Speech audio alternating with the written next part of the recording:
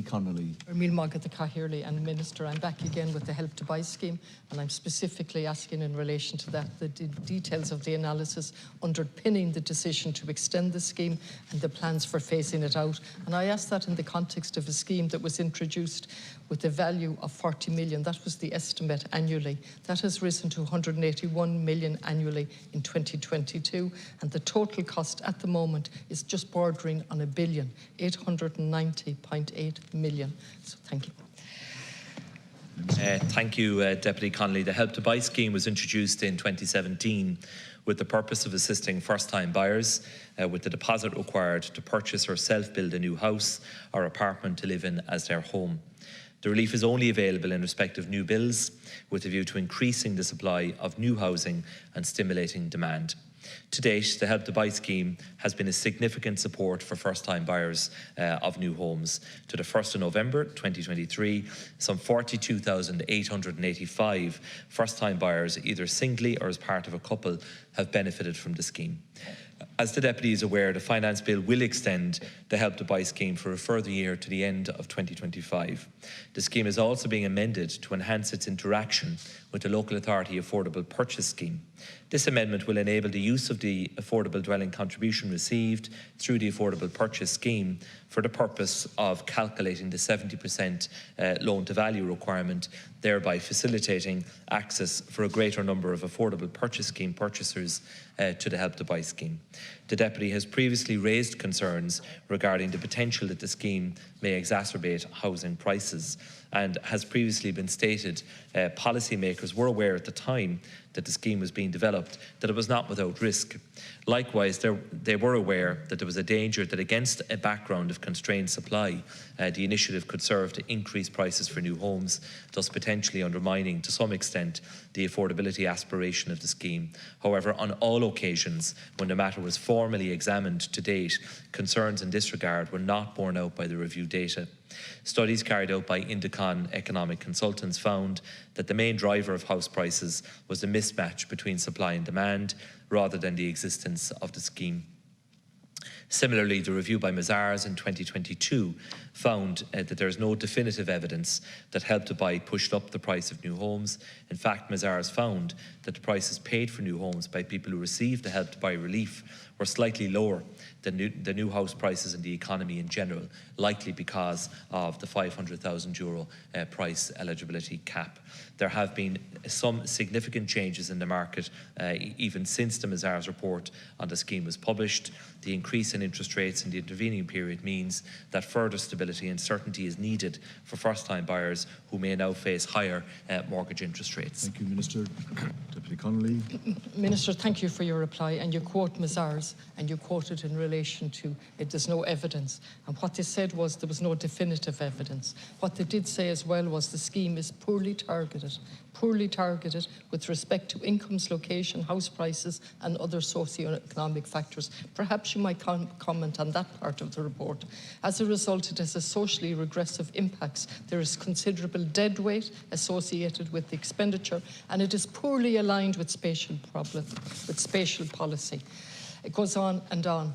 It says the sort of policy uncertainty that has arisen as a result of ongoing extensions without a clearer picture of the long-term environment is undesirable.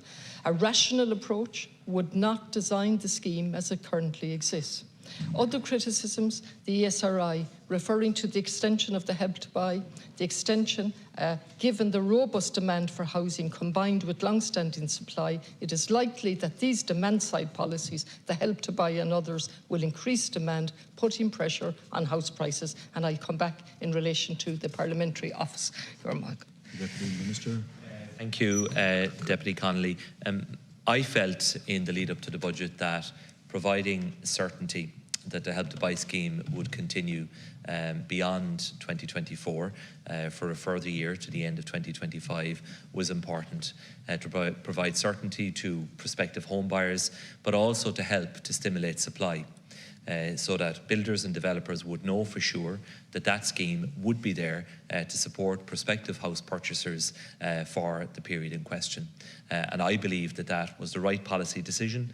I also indicated in my budget day speech that across next year I will consider whether any changes are warranted to the scheme itself. In relation to the issue of low loan-to-value ratios, I think it's important to point out that the proportion of claims in the lower loan-to-value bands are much higher for self-bills.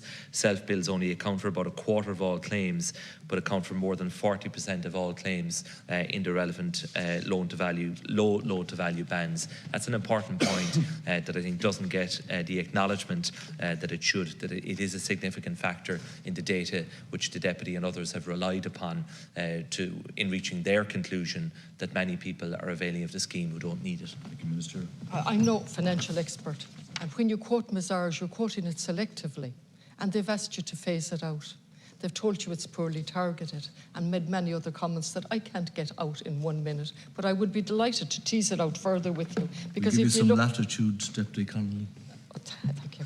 If you would look at what the ESRI said, they said the scheme is likely to contribute to higher house prices. The ESRI, the Parliamentary Budget Office, 1/3 of the recipients did not need Help to Buy to meet the 10% deposit.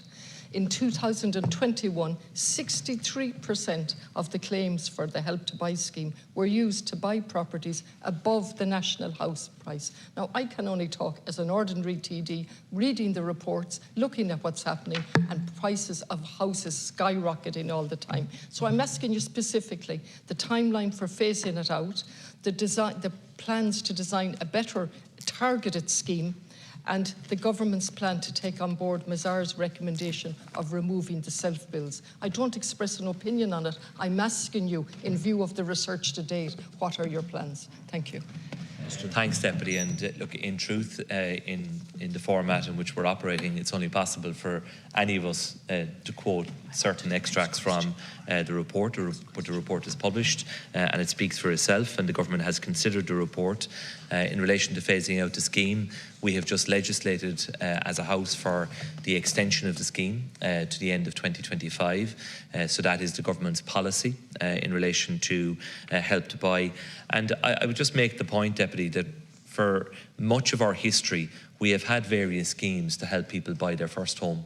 I remember well my own parents, there was a scheme at the time that for people who were willing to hand back a local authority home, they got a grant of €5,000 to help them buy a house. So at different points in our history, we have had various schemes to help people to buy their home. You know, we are spending €5 billion of capital on public housing, on cost rental, on affordable purchase. And I do think it is appropriate that we provide assistance to people who want to buy their first home. This is only in respect of new builds. It does help to support supply because it assists developers in knowing that prospective purchasers will get support from the state in meeting the cost of purchasing the home.